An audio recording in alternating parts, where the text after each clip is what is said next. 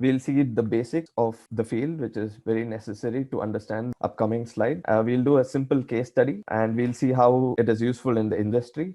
And I'll talk a bit about the career path and job opportunities and best suggested ways to go about from being a student to reaching the industry. This is an overview, but I'll try to link topics in a more cohesive manner such that it makes sense at the end. So what is computational fluid dynamics? Computational fluid dynamics is basically numerical simulation of liquid and gas flow. You can also get heat and mass transfer, chemical reactions, and all related phenomenon. So it basically makes use of conservation of mass, momentum, and energy equation, and it solves the mathematical model which predicts the fluid motion. We basically use the Navier-Stokes equation, which is like the bread and butter for CFD, and I'll talk about it in the later slides. Why do we use CFD? CFD is a very important tool where we can find all the pressure distribution, velocity, temperature, say force, lift, drag, distribution of multiple phase flows, species composition.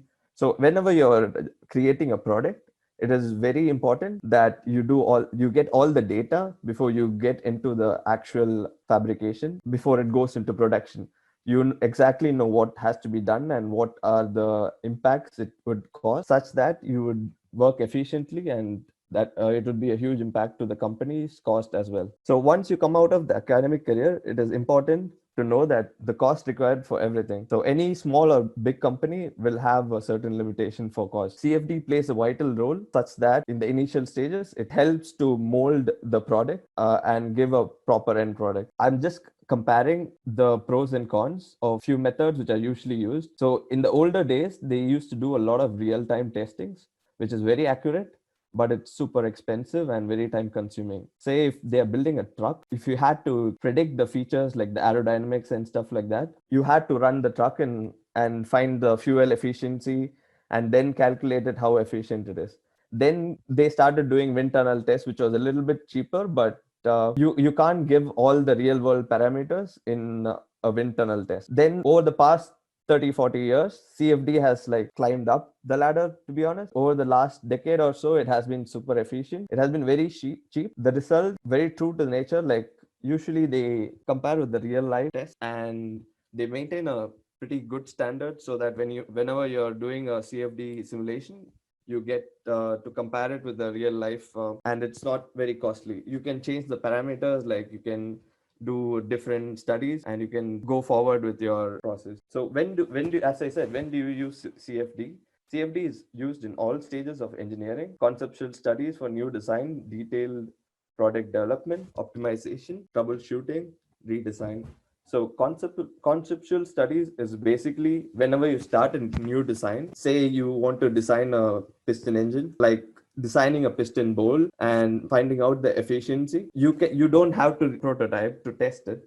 You can just do a computer model and test how efficient it would be. And detailed product development comes late after that. Once you know this is the project, you can try to modify a little bit and see if it improves the efficiency of the project, or if you can change something or add something, and then again test the efficiency. Troubleshooting is basically when your product is out in the market. If there are like any small hiccups which cause in the product, say if there are like extra protrusions or corrosions or something which happens, you can simulate that as well in a CFD, and you can redesign the product in such a way that you can modify it in the market as well, and it is not very tough to do it. CFD is always a compromise between the computational resources and the modeling level required. So CFD is a very important tool to do all this. So why ANSYS Fluent? All this can be done very efficiently in ANSYS Fluent. It is a very task-based, very organized software where you can do stage by stage. It shows you exactly how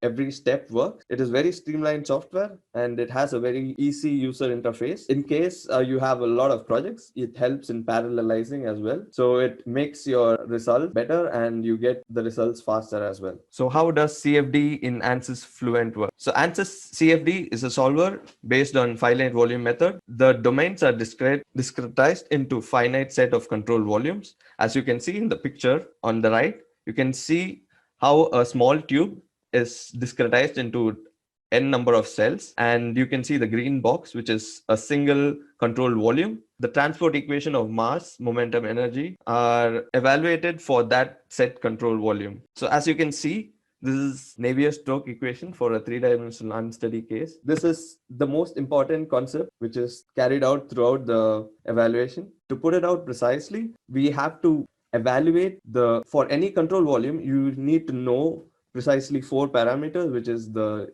velocity in three directions and the pressure, which are like the four unknown. And to find out the four unknowns, you usually need four equations. Might sound simple, but in differential form, it is almost impossible to calculate in an analytical solution because they are highly nonlinear coupled partial differential equations. So to solve the four unknowns, as I said, we need like four equations, as you can see that. So based on the conservation principles, on the principle of mass, you have the first continuity equation, which you see, which is basically the change of mass in volume, which is like the inlet mass flux minus the outgoing mass flux. Then we have three momentum equations to find the velocities in three directions. Basically putting all those together, you get the Navier-Stokes equation. So the only numerical solutions, like the finite element, by using finite element method or the finite volume method, or you should use the direct numerical simulation, which is very accurate, but it takes a huge computational power. So this equation here is the one which is used by one I took from the ANSYS Fluent, which is used in ANSYS Fluent as well. Derivative differential equations are discretized into a system of algebraic equations. All algebraic equations are then numerically used to render each component of the field. So there is this unsteady case, the convection, diffusion, and generation process, which takes place. It is always good to know the basics of how everything works before using any computational software, because you might think you just put in the values and you get the results, but to know exactly what happens and if your results are true, measure its correctness, you should know if you're putting in the right parameters at the right place. Otherwise, you would get beautiful, colorful images in as a result, but it would never make sense, and you would never know that it was wrong unless you give it to an expert or show it to someone, and they would say it is totally wrong. So it is always good to know the basics when you do, especially in CFD, because it is a very challenging and tricky domain. So it is very tough to find or analyze in real world these flows which I have mentioned here. But ANSYS Fluent does this justice by analyzing it in a really good way. So say turbulence modeling, structure fluid interactions, real gas effects, combustion, non-Newtonian fluids like really small micro layer fluids, two-phase flows, hydro flows. And I'll show you an example, and maybe it might be more understood when I show it in detail. This is the ANSYS Fluent Schematic, which is basically a three-step process, which is like the pre-processing, solver, and post-processing. Pre-processing is nothing but the process when you design a model, you import it, or you discretize it in such a way that it gets resolved properly. And yes, and a solver is basically the ANSYS Fluent, where you can input all the parameters that is required for your model to get a proper result. And the post-processing is basically when you process those results in a way that every layman can sort of understand the results of what you have done in the simulation. For this session, I would be talking about SpaceClaim, ANSYS Fluent, and CFD Post, which are all a part of ANSYS Workbench. So as you can see on the image on the right, whenever you open an ANSYS Workbench, you would see n number of softwares which belong to ANSYS. There are few CFD softwares in this as well, like the ANSYS Fluent, ANSYS CFX, which is mostly used for turbomachinery cases. So we'll be using Fluent now, place where you can check if you're doing everything right. And ANSYS had done it in a very systematic and task-based way that you will know if you have made any mistake in one step, it wouldn't go to the next one. I have just enhanced this so we can have a better look. The first step would be creating the geometry. So when you right click on the geometry section, so initially before a couple of years, SpaceClaim was not there. it was only a design modeler, which is again a good software. But I'd be using SpaceClaim, which is the newer version of the design geometry creation tool. Pretty good. I'll explain about SpaceClaim in further slides. So once you imported the geometry, you would get check mark if you have done it right. Once the first step is done, you would see like rotating arrow near the next session, which means that you are supposed to input the data for the next session, which is creating the mesh. Creating the mesh is basically discretizing the domain into smaller fields so that each field is resolved and connected to the next field. So if I show you, this is how the ANSYS meshing looks like when you go inside the software. So this is a meshed geometry, but once you open it, you would just see the geometry which you had imported and repaired or done something. Here you can see like the details of the mesh. You can see n number of control volumes. So each control volume evaluates all the fluid properties which are required. Then the ANSYS Fluent Solver solves each of the domains. So I have few more slides which talk about why and how we are doing the mesh discretization and why is it so important to do so. So once the mesh is properly done, then you set up fluid case. So the setup is basically the Fluent solver. Once you open Fluent, you can see a problem set pane in the left. Literally put in all the data, all the input velocity, pressure, or whatever is required for that particular problem. Then you have the solution as well integrated with the ANSYS Fluent itself. And you can also see the results or plot the data if you want in ANSYS Fluent, or you can also just do the analysis and come out and use any other post-processing tool, or again use CFD post itself for post-processing. And you would receive a final graph of something like this, where you can see the magnitude or velocity magnitude, pressure magnitude, how the flow rotates, and anything you want to evaluate. So unlike all the other CFD tools, in ANSYS Fluent, you can duplicate the analysis which you have done. You can change just the parameters. Say if you, for the first case, you want a velocity of 5 and second case, you want a velocity of 10. You don't have to set up again and again for each case, but run it parallelly as well. We can compare the two results such that you don't waste a lot of time doing the whole process again. So now I'll just talk about SpaceClaim, which is like the geometry creation tool of ANSYS. So it's a CAD modeling tool for rapid concept design and geometry manipulation. Analysis focused tool, which is used to repair or optimize the model. More flexibility to make unplanned local changes. No regeneration failures. Short learning curve for engineers without CAD background. So it's a similar tool to say SolidWorks or CATIA or any other CAD development tool. But for me, as long as I've used it, it is a really good tool just because you can repair any damaged surface. So if you are doing an ANSYS simulation, you have to make sure that whole geometry is airtight. If you're designing, say, a car, which you see on the right bottom corner, you have to make sure it is airtight. But in most cases, it is very tough for a design engineer to make sure it is all the components are airtight or all the minute details are taken care of. So when a CFD engineer gets the CAD model, it repairs, or some can't be called repairs, it's just small minute holes or something which has to be covered in order to do a CFD analysis. And the SpaceClaim designer takes care of it in a really good way, where you can just select gaps and it will show you all the gaps which has or like missing faces, and you can just click repair and you would repair it. This is just one of the features, but I can talk about this for another session. So I'll just skip this part and I will just tell you like there are a lot of good options here as well. And no regeneration failures is basically when you're importing a model from another software, say SolidWorks or CATIA, usually it doesn't have any regeneration failures. You get whatever you design. If you use special features in other softwares, previously it had to be redone a little bit, or it had to be redone in any CFD tool. But now in the SpaceClaim solver, you don't have to worry about that. You get exactly whatever is modeled in other softwares, and you can just use it. And it's a very user-friendly software. So even if you're not used to designing, you can just learn it then and there. I'll just show you particular small cases setup as well.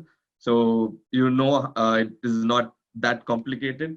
when you set up. Like if you're setting up a huge geometry, you don't have to really set up everything, but just whatever is useful. So if you see this diagram, that is a small system, but the main part which has to be analyzed is only this much. So the domain of interest is alone model, and you have to define the problem properly, like the inflows, the outflows, what are the walls, what are the symmetries. Say you're modeling symmetrical airfoil, you just need to model one half of it, and you can also do a symmetry.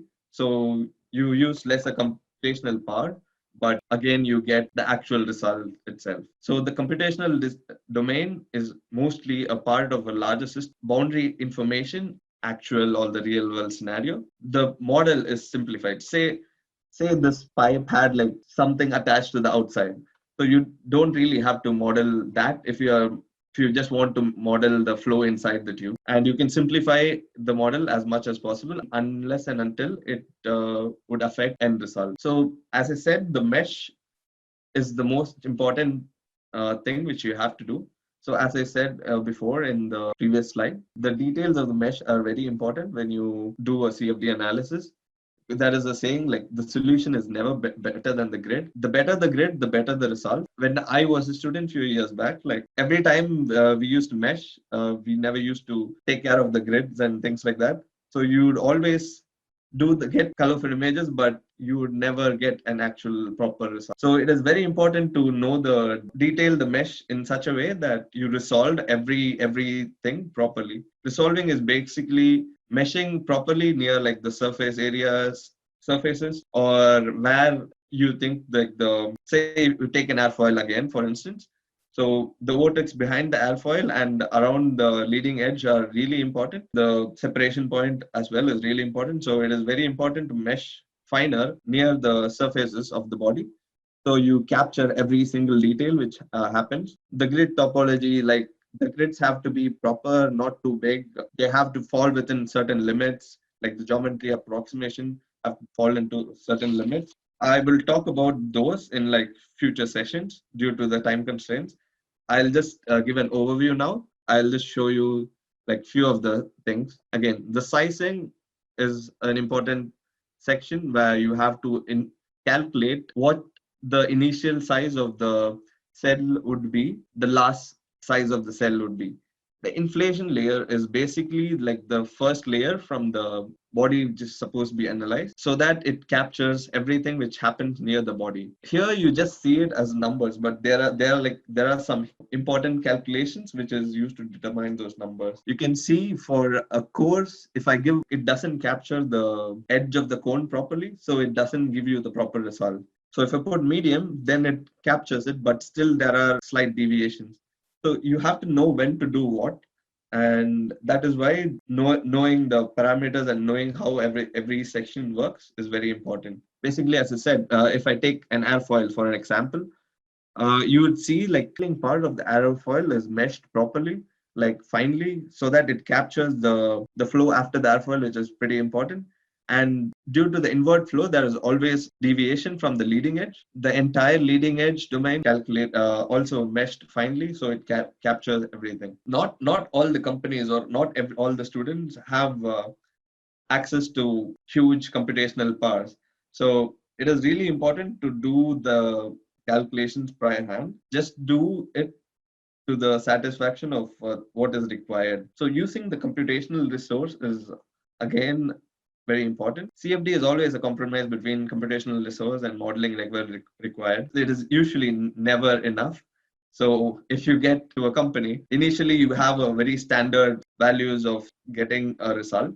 They would only do a high level analysis only if it is required, like because the time taken to get the result is very high, and it is not very productive as well. So you see the graph on the right, standard RANs, advanced RAN, they are basically usually used in the industry, or like say if you're students, you'd use that for mostly in the thesis projects and stuff like that.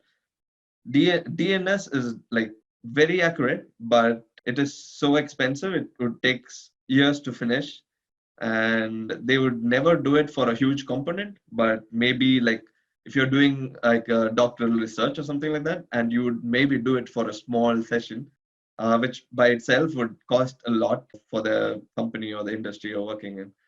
So the basic difference between DNS and RANS you can see here. So DNS, you get like very accurate results. Say when you see the results, you get like a real world scenario. But RANS, you can see the difference. Nonetheless, the RANS result as well is very crucial, and you would always get a very good prediction of how everything would react. So the computational time calculation again is a session by itself, where you calculate how much power your system has and how you split or parallelize your whole simulation. And see, the number of grid points again comes into play here. So when you're meshing, like the number of meshes, the number of control volumes are very important. So the more finer you make, results is better. But again, the computational time is so high for most of the thing, and the memory taken for those simulations are again pretty high. So it is always a payoff between both. A good CFD engineer would know how to calculate that and do it in a very efficient way. The quality of the analysis. So you examine the results, compare with observations and experiments, do consistency checks, grid convergence check the values with the real test lab data. So each company would have a very standard set of way of doing it. So say in the industry I work in, say I do a CFD simulation for a piston design, there will be an alternate team in the labs working on the same piston design, and they would give you certain results, and you would have certain results from your CFD simulation, and you would compare it over a certain years of work or over a certain number of designs. How much of quality in your grid has to be there in order to get the results from the test data from the lab and the real world, which is real world. They just do it so that you get the data and not run it for a long time. They test all this until you get a proper value for your CFD results, so that you don't have to make sure or check every time you do a new setup. So once you put a standard to it, you can go further for a particular design. Consider to check the modeling, the computational domain, the meshing. It is a process by itself where you, in an industry where you set it up. So if you're going new to an industry, probably there are people who might have done CFD before, and they might have done a streamlined it so that it is more understandable. But it is very important to know that all the parameters which they have used, all the terms which they have used, and everything. As a graduate, it is expected by the industry to know the terms and know what each of the consistency checks, all the minute details. It is not that they expect a lot in the industry at the beginning, but you should at least know the physics and the terms which are used in the industry. So say you go to an interview, they would not put most of the thing in layman terms. Rather, they would use just technical conversations. If you're not able to understand what those terms mean, then it would not be very helpful go about that job. So this is the Fluent Solver, as I showed you in the previous slide. The problem setup, you basically, when you import the mesh to the solver, you put up every little detail which is required for your solver to work properly. So here you can see general. If your solver is pressure based, density based, if it is incompressible flow, compressible flow, if you want to measure it over time or just in steady state, you select that. And as you can see, the next one is model, which is again very important, and it is more than a 2-3 hour session to explain what each model does. And I'll just go through the most important ones, which is the viscous model. So when you select the viscous model, this determines what problem you're solving and how it is being solved. Usually I would say like the K epsilon and K omega are used. LES is maybe used depending on the scenario. When you click on K epsilon, you can select the different models. You can select the wall treatment. K omega SST is also very frequently used. So what is it? I'll just do the basic difference between the both. It's good at free flow solvers, and K omega is good at near wall. And K epsilon, K omega SST is the one which sort of links both, and it is a very standard solver, and I would suggest it to be used for college projects or something like that if it is in a small scale and you want to analyze it properly. Then the material properties, you can either create or define a particular material, or there are certain materials which are already there. Cell zone conditions is basically explaining if it is a fluid, air domain, or what domain it is basically working in. And the boundary conditions again are one of the important. Say if you have defined boundaries like inlet, outlet, symmetry, whatever it is, this is the place where you define each of the values, for each of the boundaries. So if you said inlet pressure in your when you're designing or naming each of the sections, here you define what that inlet pressure is or the inlet velocity is. And you can set the temperature inlet and all the particulars which is required to be set. If you are using a dynamic mesh, that I would again explain in detail in a future section. The reference values are again pretty important. Say if you are again measuring an airfoil, so if you want to find the lift coefficient of lift, you should, that is the formula for that is half rho v square SCL, where the S stands for the reference surface area. So the solver doesn't find that by itself. So you put in that particular value in the reference value. Yeah, you said that properly or that. Then the solution is basically the different solution methods, the solution what you want the Fluent Solver to monitor and things like that. Say if you want to calculate the CD or CL or the pressures for a particular area, things like that, you set up in monitors. And the solution method is basically the pressure velocity coupling, how it is going to be related to each other and things like that. Then you do a solution initialization where you mention how much time the iteration is supposed to be run, and the convergence criteria as well is set such that it is resolved properly, and it takes a long time to explain those sessions. It is basically a point at which your results get linear after solving n number of times. It depends on the problem case. If it is simple case, then it gets resolved quickly. If not, it takes hours or say thousands of iterations to run it properly. Then once all those is done, the post-processing comes into play, where once you get the plots, you get the results, all the contours, all the vectors, you can do all the animations you want, so that you present your result in a proper way. Not everyone can do the CFD part, but most people would be able to analyze proper graph. So it is very important to convey your results in a very efficient way. The ANSYS Fluent Solver finishes that in a proper way as well. And here you can see I've tried to put the images of it being used in all the industries. It is basically used everywhere, to be honest. So I will just pick up the automotive sector and explain that to make you understand. So for external aerodynamics, most people would have just seen just the fancy images of the race cars or say normal cars being analyzed, but there are teams inside the companies where each and every single part is analyzed separately before being set on the entire car body. Say spoilers, tires. Soiling is basically, you might have seen, like they have to make sure like the particles doesn't stick to the body of the car or body of a truck. So the polish level, the roughness of the body, everything is changed and analyzed in CFD as well. So you know how efficient a particular surface can be. And it is, I've just put on a few, but it is used in more than these places. Inside the vehicle, it is more prominently used. Say from the start, say in once it takes in the air from the charged air cooler, then and the turbochargers, it is the turbocharger is again a huge section by itself. There are people analyzing. There is a separate person analyzing each airfoil and a collective airfoil and study for different designs. Then there is a team by itself for analyzing a charged air cooler and the designs and how to make it efficient.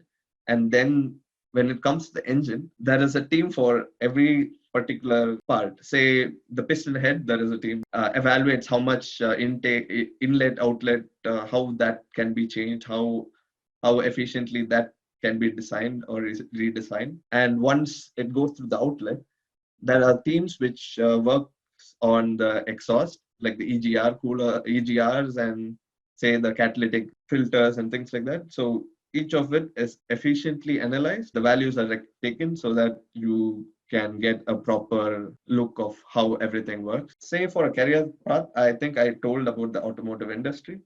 And there are a lot more than automotive industry as well, like the turbo machinery industry, where every part is again given a lot of focus on. The aerospace industry, where it is more prominently used. Nowadays, there are CFD analysis done on cities on a whole, so they know how the airflow around the buildings are. And for building taller buildings, it is very important to check if how the air resistance is and things like that.